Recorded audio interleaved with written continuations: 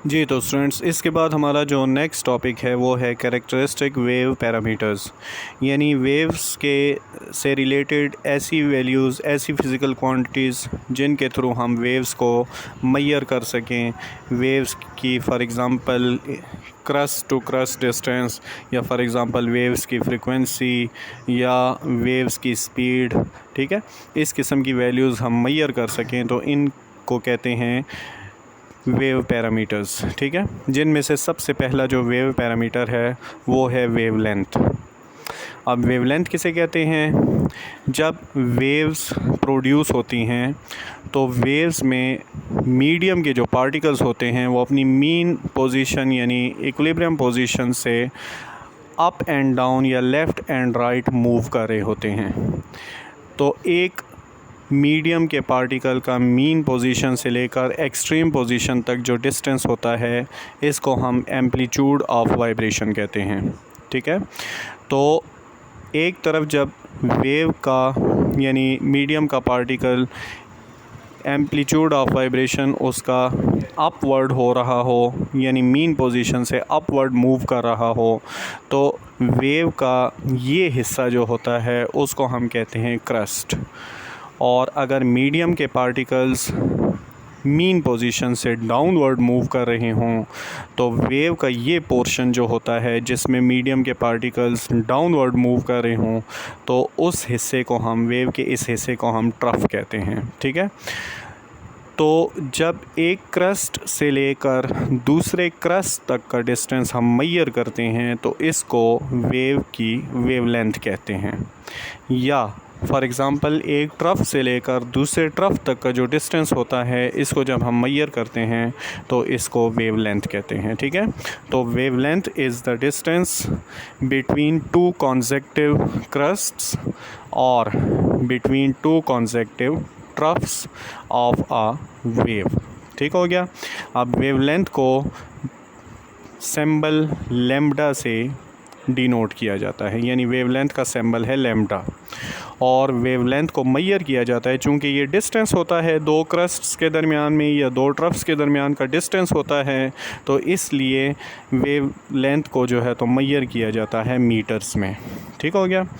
इसके बाद जो नेक्स्ट पैरामीटर है वो है एम्पलीट्यूड।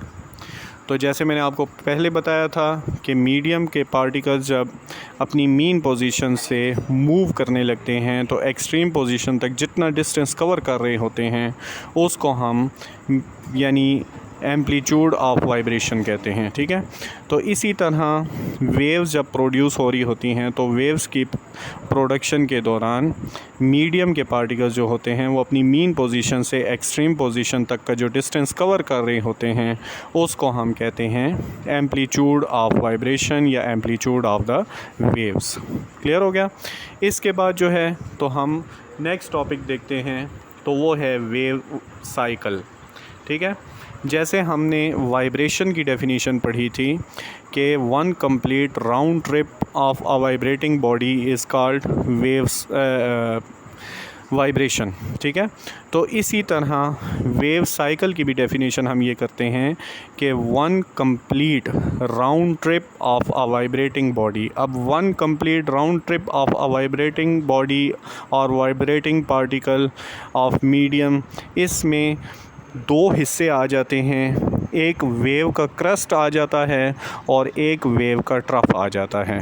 तो इन दोनों को मिलाकर ये एक मीडियम के पार्टिकल का कंप्लीट राउंड ट्रिप बन जाता है। ठीक है, यानी मीडियम का पार्टिकल पहले अपवर्ड मूव करता है मीन पोजीशन से एक्सट्रीम पोजीशन तक, फिर वो अपनी मीन पोजीशन पर वापस आता है, फिर डाउनवर्ड मूव करता है मीन पोजीशन से एक्सट्रीम पोजीशन तक, और फिर वापस जब अपनी मीन पोजीशन पर आता है तो ये इसका वन कंप्लीट वेव साइकिल मुकम्मल हो जाता है। ठीक है, तो इसमें वेव के दो पार्ट्स इंक्लूड हो जाते हैं, एक है वेव का क्रस्ट और दूसरा है वेव का ट्रफ। ठीक हो गया। फिर इसके बाद जो है तो अगला जो हमारा जो वेव पैरामीटर है वो है फ्रीक्वेंसी ऑफ वेव। ठीक है, तो frequency of wave is the number of waves passing through a point in unit time. एक पॉइंट में से जितनी वेव्स पास हो रही हों इन अ यूनिट टाइम, यानी एक यूनिट टाइम में, यानी एक सेकंड के टाइम में, तो उसको हम कहते हैं फ्रीक्वेंसी ऑफ द वेव। ठीक हो गया।